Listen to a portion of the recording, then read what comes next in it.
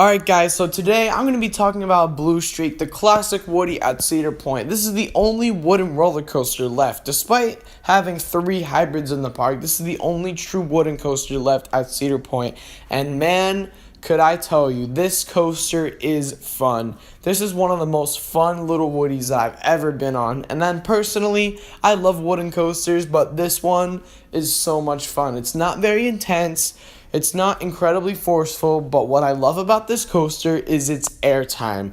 This coaster has so many airtime moments and so many airtime hills, and with these restraints, they allow for some great airtime. As long as you hold them up while you're riding, you can get some good airtime, and they won't completely staple you even if you put your hands up in the back row. I managed to get 10 rides on this coaster over the course of 2 days. One of these days I got 7 rides on this thing, and it was an absolute blast. I had so much fun. This is probably the most fun I've had marathoning a wooden roller coaster. Seriously, what classic Woody from the 60s can be this smooth in the last row? I rode in the last row, in the front row, and in the second to last row. And out of all those seats, the second to last row is the way to go. It is butter smooth for a wooden coaster. And I can't just say that I got a lucky day, because I rode this on 3 separate occasions, 3 separate days. Even in the very last row, it is not bad at all. Not even bad to something compared to White Lightning. It is one of the most smooth wooden roller coasters I've ever been on.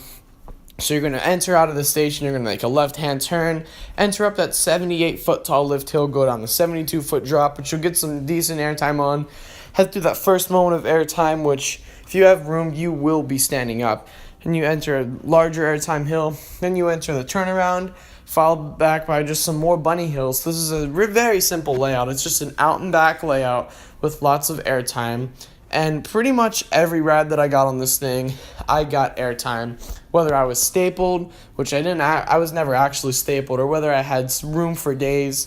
On my very last ride on this thing, I was practically standing. The airtime on this thing was nuts. If you have room, you just fly out of your seat. Similar to something like Magnum, if you get room on those coasters, you just continue to fly out of your seat on all of them. And on some of the larger hills, the airtime isn't as strong, but you still manage to at least get just a little bit on it. And this coaster is just pure fun. When I rode this in the very last row on that turnaround, I managed to get some decent laterals. That was a lot of fun. And overall, there isn't a whole lot to say about this coaster. It gives some great airtime for what it is. For being 72 feet tall, it is just a fun coaster. Nothing intense, nothing too out of this world crazy, but it is just so much fun to ride over and over again. And I didn't have to wait any longer than a station wait. If you're waiting any longer than a station wait, you're doing something wrong. And especially with the front half of Cedar Point, make sure you get everything towards the second half of the day. They'll be running faster anyways, and the lines will be much shorter. So for its final score, I am going to be giving Blue Streak a 7 out of 10. That's not saying it's a bad ride at all. It is really small, and it's really short. There aren't a lot of bad things about this ride besides the stats in itself. If this coaster were much larger, this would be one of my all-time favorite roller coasters. This still is one of my all-time personal favorite roller coasters. It is just pure fun from start to finish. And that's really all I got to say about Blue Streak. Thank you all so much for watching. Be sure to click that like button, comment your thoughts, and subscribe for more content. And as always, I'll see you guys later. Peace out.